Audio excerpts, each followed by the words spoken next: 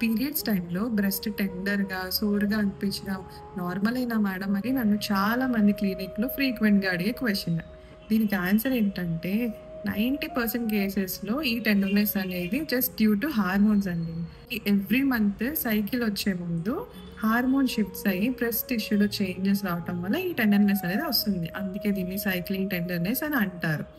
And దాంతో పాటు మనం తీసుకునే డైట్‌లో కెఫీన్ ఎక్కువున్నా ఆర్ ఆయిలీ ఫుడ్స్ తీసుకోవడం వల్ల ఆర్ టైట్ బ్రాస్ యూజ్ చేయడం వల్ల కూడా టెండర్‌నెస్ అనేది వస్తుంది. So, this is very, very common. మీరు అలర్ట్ అవ్వాల్సింది ఎప్పుడు అంటే టెండర్‌నెస్‌తో పాటు పెయిన్ డిఫ్యూజ్‌గా ఉందా? లేకపోతే ఒక్క స్పాట్‌లోనే ఉందా? డిఫ్యూజ్డ్‌గా ఉంటే హార్మోన్స్ ఓకే. బట్ స్పాట్‌లోనే ఉంది అంటే మాత్రం ఇంకేదైనా రీజన్ అయ్యుండొచ్చు.